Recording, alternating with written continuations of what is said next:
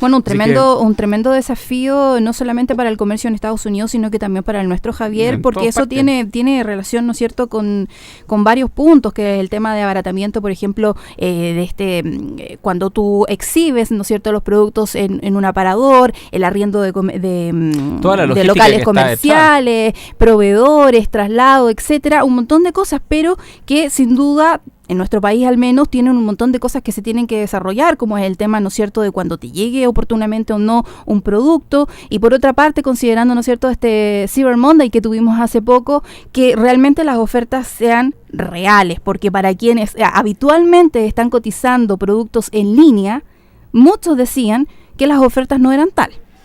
Mira, dice que ya yo no estoy en condiciones de ese es un punto para analizar. Pero lo que sí, y tú lo dijiste muy bien, es un desafío para el retail el tema establecido, es que el comercio electrónico se viene. O sea, yo creo que los que más lo han evidenciado, sobre todo en Estados Unidos, son las grandes cadenas de librerías que llamamos nosotros.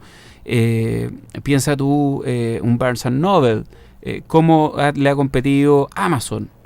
Amazon, a través de su dispositivo, el Kindle, no me quiero equivocar, no me acuerdo si fue el 2012 o el 2013, que reportó que se habían vendido esa Navidad, la del 2012 o 2013, más libros electrónicos que libros en papel, en el hard copy. Bueno, caso de Alibaba, pues, Javier. Entonces, claramente aquí hay una reconfiguración de una industria que tiene que adaptarse, que tiene que enfrentar este tremendo desafío, y nosotros saber leer también un poco estas cifras, porque en definitiva esta caída del 11% no necesariamente quiere decir que el comercio como un todo haya caído, sino que aquí también hay una reconfiguración de dónde se están gastando esos dineros, ¿no? Sí, bueno, uno de los puntos, ¿no es cierto?, que analizas tú a la hora de ver lo que está pasando en la bolsa en Estados Unidos, pero la verdad es que ha sido un panorama, una jornada bastante negativa a nivel global, y que tiene varias aristas. Una de ellas, Javier, tiene que ver con el precio del cobre, ¿no es cierto? Hoy día vimos una importante baja de un 2%, ya bajo la barrera de los $3, y que es importante analizar, porque esto también, me imagino, tú lo podrás decir con más juicio que yo, tiene también su relación directa con lo que está pasando con el precio del petróleo, ¿no es cierto? Recordemos que la semana pasada se llevó a cabo esta reunión de la OPEP, en donde se decide no modificar la cuota que tienen de producción, que son 30 millones de barriles diarios, y no alterar de esta forma lo que está pasando, ¿no es cierto?, con el curso del precio del petróleo, que ya está bajo los $70 el barril. Respondiendo directamente a tu pregunta, sí y no. ¿Tienen algo que ver? Sí, las causas por las cuales está cayendo el cobre como uno de los tantos commodities más. Exacto. Tiene que ver en parte con la disminución, por ejemplo, del PMI de China. Se esperaba un 50,5, una cifra que ya viene bajando. Bajó en el mes de noviembre, está en 50,3. Y hay que recordar que lo que marca la línea de contracción versus la expansión es el 50. Por lo tanto, efectivamente, este índice de manufactura en China da cuenta de que continúa desacelerándose la economía, independiente de que el gobierno, la semana pasada lo comentamos, ya envió una señal clara respecto al compromiso de crecimiento, por lo cual yo creo que no es que estemos en un punto de inflexión, porque eso no lo puede saber nadie, pero efectivamente debiésemos mirar a China con, por lo menos esta es mi visión, con una expectativa algo más optimista respecto a lo que pueda ocurrir en los próximos meses. No por ello que volvamos a las tasas del 9 o del 10, porque esas claramente parecen haberse alejado hace mucho rato, pero sí que al menos debiera China lograr o impulsar o intentar llegar a crecer en los niveles del 7,5. También tuvimos los datos de Europa, que también en Europa bajo. También reportó malito, fue un 50,1. Alemania, que es el motor que de alguna manera está empujando el mercado europeo, viene también de mostrar cifras bastro débiles, y en definitiva se cansó la locomotora, se le acabó el carbón a este trencito. Pero no te digo que todo eso sea tan malo, porque finalmente va a alentar una serie de medidas, de las cuales también hay algunas que se han estado anunciando. Entonces, el único que sale relativamente bien parado en estos datos de PMI es Estados Unidos, pero a los commodities, el PMI de Europa, el PMI sobre todo de China, le ha pegado hoy día, y le pegó el jueves y viernes la semana pasada, como tú lo veías. En el caso del petróleo, sí, Una parte tiene que ver con esta disminución de la demanda, pero esa es una parte nomás, es una partecita dentro para explicar la magnitud que se de la generó una cierta migración de flujos hacia los commodities. Están buscando más bien refugio en lo que se llama, ¿no es cierto?, los activos en renta fija. A ver, lo que pasa es que hoy día está uno está súper enredado el escenario. O sea, partamos de ahí. Estamos viendo una China... Lo que hace pensar si el 2015 realmente va a ser mejor que el 2014. Un Japón que ya técnicamente entró en recesión. Un Shinzo Abe que llamó y adelantó las elecciones. Porque lo que está buscando, y pareciera ser que él va a ser reelegido, y eso podría explicar en parte esta alza que muestra el Nikkei del que tú señalabas, sobre el respaldo popular sobre sus Abenomics. Ya tuvo que para octubre del próximo año estaba planificada la segunda alza de IVA. Recordemos que subió del 5 al 8 y ha venido una segunda alza, la cual se postergó hasta el 2017. Entonces, ¿qué ocurre en todo esto que te estoy diciendo? Efectivamente, esa menor demanda del mundo, de la expectativa de que el mundo no está creciendo necesariamente como algunos queríamos, implica una mayor demanda sobre estos commodities, y eso impacta a la baja en el precio, entre ellos el del cobre.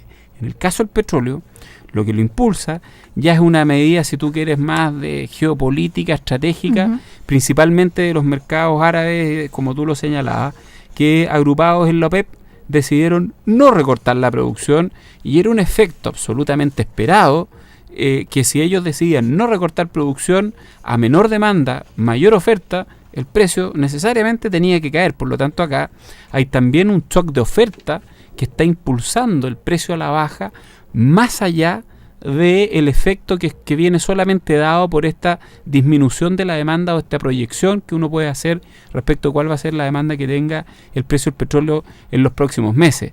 Y eso tiene otra connotación, tiene otro alcance, tiene que ver con los proyectos petrolíferos que estaban comenzando a fraguarse en Estados Unidos, y esta arremetida que se da.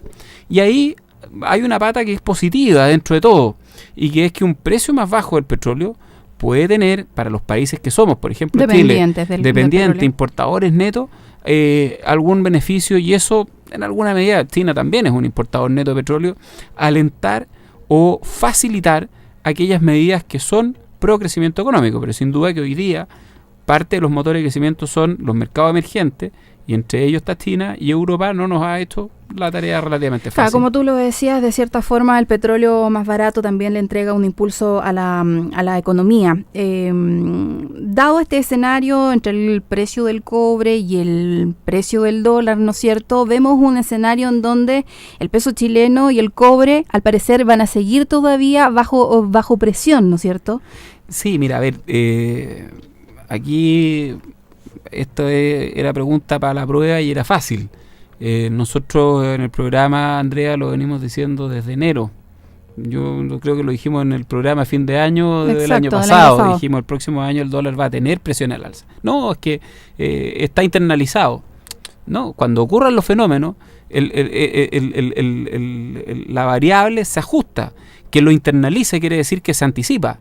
Si quedamos pasados en esa anticipación, efectivamente, lejos de seguir incrementando, retrocede. Pero algo que veníamos insistiendo siempre es que el dólar tenía presiones al alza y el cobre tenía presiones a la baja. Eso no es que estuviera cantado, pero estaban dados todos esos elementos. Estaban dados todos esos elementos. Ahora, este tipo de fenómeno lo que hace es que adelanta y hace que la aguja salte más rápido. Esto es como cuando uno tiene fiebre. En definitiva, te sube la fiebre y sube el precio, y superó largamente los 610 pesos, que es algo que uno hasta hace unos 15 o 20 días atrás era difícil de pronosticar. Mi impresión es que está en los límites, o sea, no creo que mucho más allá de 615 pueda seguir subiendo o tolere el tipo de cambio. El cobre pareciera ser que se va a mover conforme también se muevan estos datos. En la medida en que estos datos se mejoren, yo creo que el cobre va a tener una presión para revertir parte de esta tendencia, pero en general la tendencia es a la baja, por razones de mercado y por razones financieras. ¿Cuáles? El tema de la futura alza de tasa el tapering que dejó de existir y una serie de otras cosas. Pero hay algunos fenómenos que lo pueden hacer subir y que te los comento a la vuelta. Lo vamos a comentar a la vuelta, también con respecto a las proyecciones, ¿no es cierto?, que hay sobre el precio del cobre y también algunas de las explicaciones que da de esta baja en el valor del metal rojo el vicepresidente ejecutivo de Cotilco. Ya son las 2 de la tarde con 16 minutos. Saludamos a nuestros auspiciadores. BCI Corporate and Investment Banking le ofrece soluciones en corretaje de bolsa, Miami Branch, securitizadora, banca privada, sales and trading, finanzas corporativas y asset management a través de un solo ejecutivo de relación. Y nuevos planes empresa smartphone de Entel Empresas, planes para hablar ilimitadamente a móviles de cualquier compañía y red fija y navegar desde 5 a 8 gigabytes mensuales. Entra al cotizador online de entel.cl/empresas, combina tus planes y descubre atractivos descuentos por volumen. También contrátalos llamando al 600-3600-030. Entel Empresas. Porque vivimos en la era multimedia, Samsung creó el nuevo Galaxy Note 4 con S Pen, un mouse inteligente en forma de lápiz. Siente la sensación de un lápiz real. Samsung Note 4. Do you note? BCI Corporate and Investment Banking, un socio estratégico con un modelo de atención integral único y un banquero de relación que le entregará las mejores soluciones ante desafíos complejos, avalado por un banco con más de 75 años de experiencia en el mercado. BCI Corporate and Investment Banking. Sentémonos a conversar. Llegó la oportunidad que tu empresa estaba esperando. Planes para hablar ilimitadamente. Sí, ilimitadamente a móviles de cualquier compañía y red fija y navegar desde 5 hasta 8 gigabytes mensuales. Conoce los nuevos planes Empresa Smartphone que Entel Empresas diseñó especialmente para tu negocio desde 49,990 pesos. Entra a nuestro cotizador online, combina tus planes y descubre atractivos descuentos. Contrátalos llamando al 600-3600-030. Entel Empresas. Cargo fijo mensual incluye llamadas originadas y terminadas en Chile en una cantidad ilimitada de minutos, hasta 150 números de destino distintos en un mes. Más info en entel.cl. 14 horas con 18 minutos, ya estamos de regreso. En sus decisiones financieras, BCI Corporate and Investment Banking está junto a usted con un modelo de atención integral único que aporta valor y una ejecución distintiva. Sentémonos a conversar. Sigamos conversando, pues, Javier, sobre el cobre, que nos había quedado, ¿no es cierto?, ahí en el tintero algunos apuntes con respecto a qué es lo que puede pasar, ¿no es cierto?, en el futuro. Hay algunos que hablan de un precio promedio de $2.50, pero también hoy, debido a esta baja que ha experimentado en los últimos días el metal rojo, Sergio Hernández, vicepresidente ejecutivo de Cotilco, decía que la demanda del metal tiende a caer durante esta época del año.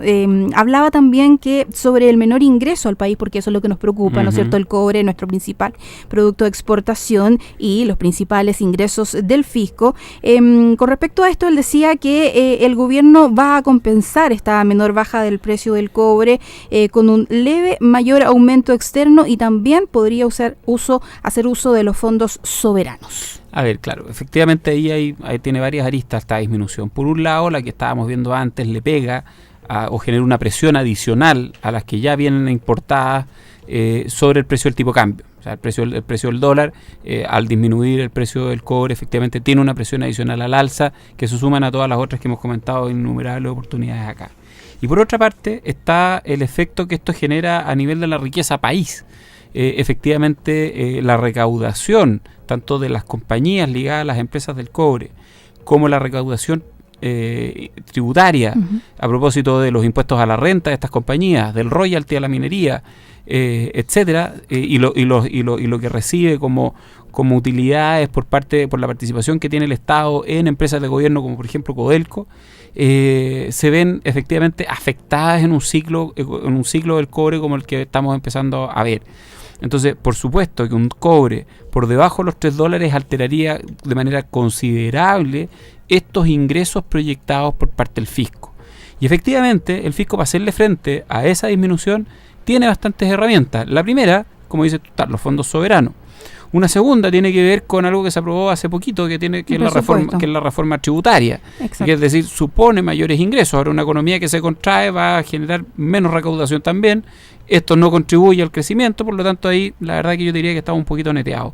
Y la tercera es la emisión de deuda, que todo pareciera indicar que frente a una disminución que va a ser clara y evidente, por menor crecimiento que se ha estado proyectando, por menor recaudación a partir de un precio que eventualmente podría estar por debajo de los $3 durante todo el próximo año o estar en torno a los $3 y ser menos de lo que se proyectó originalmente, me pareciera que, y los gastos, que yo veo que el presupuesto súper expansivo, contracíclico, que como yo lo he señalado en más de alguna oportunidad, la verdad que le pongo un signo de interrogación gigantesco, muy grande, respecto a su capacidad contracíclica.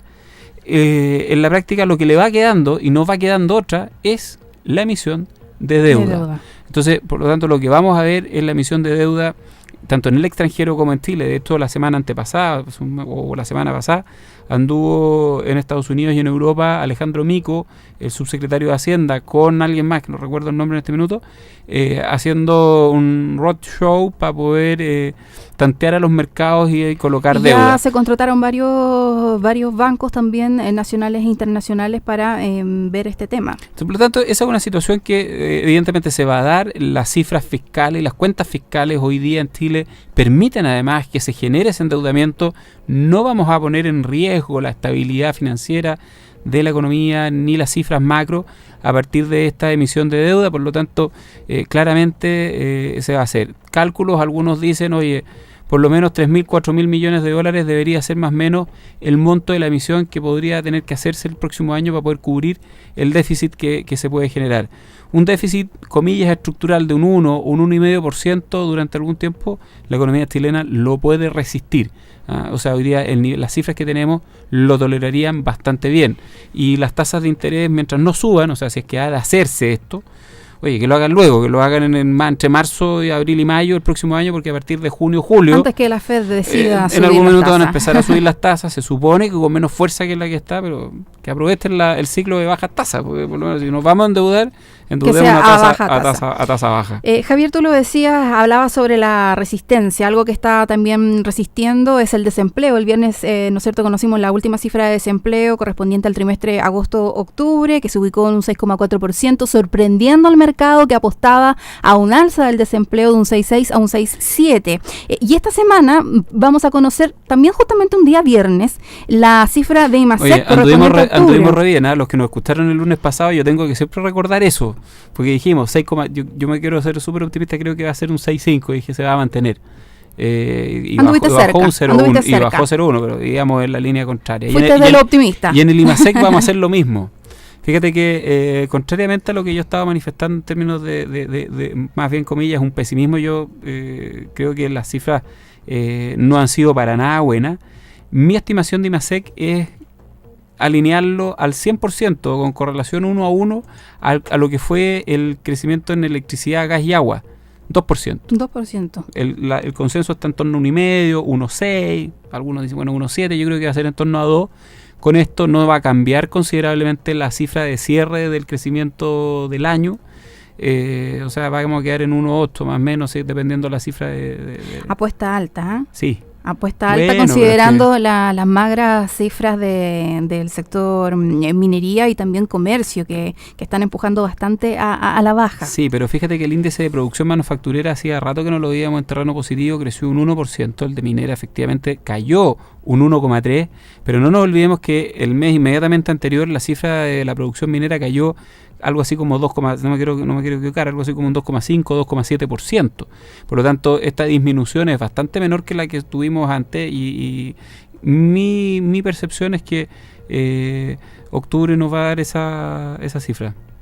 Bueno, ahí vamos a hablar, yo creo que en el análisis se va a hablar mucho de este denominado punto de inflexión, ¿no es cierto?, que tanto se está buscando, de ver si realmente la economía chilena tocó fondo o no. ¿Sabes qué pasa? Que ahí bueno, no es punto de inflexión, o sea, cuando nos vayamos a las cifras desestacionalizadas nos vamos a dar cuenta que en realidad seguimos en un ritmo súper bajo de crecimiento. La demanda va a seguir bastante, la demanda interna va a seguir bastante mermada. Tú lo señalabas, el comercio creció muy poquito, o sea, las ventas de supermercados crecieron un 0,6%. Sí. Entonces, la verdad que no van a haber cambios sustanciales, sino que lo que yo estoy anticipando es que sobre la base de comparación que tenemos y en vista de algunos de los indicadores, me da la sensación de que podríamos en octubre que haber crecido en torno a un 2%. Yo me voy a tirar un poquito más arriba de la estimación. Bueno, vamos a ver, pues lunes con la Paulina Yarura y cuando estén analizando. El otro lunes vamos a poder recordar, exacto. Así como con el empleo. El próximo lunes no, porque es feriado. No vamos a tener tu análisis. Tienes toda la razón. Bueno, pero el día martes. El martes nos acordaremos de ti. Hablando de cifras, también la cifra que se va a conocer, pero el sábado, a diferencia de lo que se hace siempre, raro, es el IPC, que se está, ¿no es cierto?, viendo en torno a un 0,1% para el mes de noviembre, con un IPC acumulado un 5,1%. Sí, a ver, todos estamos esperando que esté en torno a 0. Así va a ser. No creo que menos 0,1, tampoco creo que sea mucho más del 0, por ahí, entre 0 y menos 0,1. Básicamente, y se va a ver todo bastante influenciado por la disminución en el precio de los combustibles, que fue un efecto que se está viendo si es que finalmente va a quedar registrado en octubre, va a quedar registrado en noviembre o por la fecha. Por la fecha en la cual ocurrió y cuando se materializó. Así que vamos a ver, pues yo creo que va a estar en torno a 0. Sí, pero en torno a todos estos antecedentes que todavía nos faltan, ¿no es cierto?, las cifras concretas que se van a conocer recién el viernes y el sábado, ¿cómo ves tú, cómo proyectas tú lo que podría pasar, ¿no es cierto? Porque recordemos que en diciembre vamos a tener el último IPOM del Banco Central. IPOM. A ver, ¿qué es lo que pasa? ¿Se mantiene la tasa en un 3% o apuestas tú a que podría recortarse y quedar en un 2,75% en los próximos meses? Mira, yo creo que ya 2014 el Banco Central fue súper claro, dijo que en definitiva cuando estaba en 3,25 ya se acercaba al final del proceso de disminución de tasa, bajó 25 puntos base y yo creo que con eso terminó de cerrar la puerta con llave por lo menos para este año. Yo creo que para el próximo todavía queda un poquito por recorrer, ver qué es lo que pasa en los mercados internacionales a propósito de esta disminución en el precio del petróleo. El petróleo tiene una incidencia y un impacto importante, o sea, los precios del petróleo han producido crisis. Los shocks de oferta de petróleo han generado procesos inflacionarios o de estanflación. De hecho, el año 78 nace el concepto de estanflación a partir del incremento que tuvo el precio de los combustibles y el bajo crecimiento económico que se enfrentaba en Europa, y por lo tanto los efectos que genere lo que estamos viviendo en estos días y en estas semanas es algo que obviamente un ente rector como el Banco Central tiene que mirar con detención, porque aquí cambió el escenario, cambió el contexto y sobre esa base cambian las decisiones.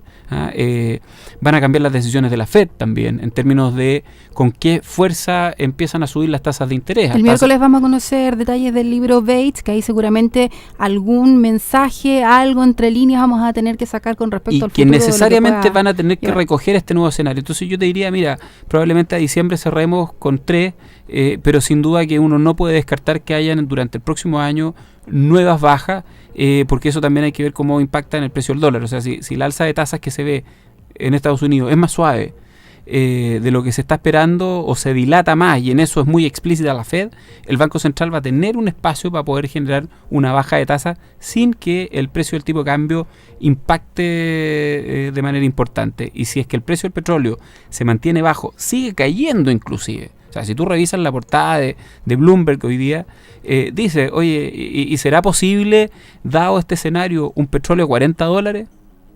Arabia Saudita puede tolerar ese precio. ¿Y quién dice que no van a llegar a hacerlo? ¿Por cuánto tiempo? No sé. Y no creo que vaya a llegar a 40 tampoco, pero la verdad que nos ha sorprendido permanentemente este precio. Entonces eso también genera una serie de impactos que podrían anclar expectativas de inflación sumada a la baja demanda interna y que llevar al Banco Central a disminuir las tasas el próximo año aún más. Bueno, hay que ver porque día a día se escribe un nuevo capítulo con nuevos ingredientes y con varias y variadas expectativas de lo que pueda pasar en nuestra economía y también a nivel internacional, que por supuesto repercute acá en clima interno. Javier, nos vemos en 2 lunes más. En 2 lunes más, exacto. Así que te deseo que tengas una muy buena semana y un muy buen diciembre, un diciembre intenso. Un buen cierre de año. Exacto. Muchas gracias, Andrea. Muy buenas tardes a todos, que estén muy bien. Y a ustedes, por supuesto, la invitación es para que continúen en la sintonía de Radio Infinita, y mañana ya regresa con una nueva mirada financiera Paulina Yarur. Buenas tardes. Radio Infinita, idioma universal, con el auspicio de BCI Corporate and Investment Banking y habla ilimitado con los nuevos planes Empresa Smartphone de Entel Empresas, presentaron Mirada Financiera, el análisis de los principales hechos que mueven a los mercados financieros de Chile y el mundo.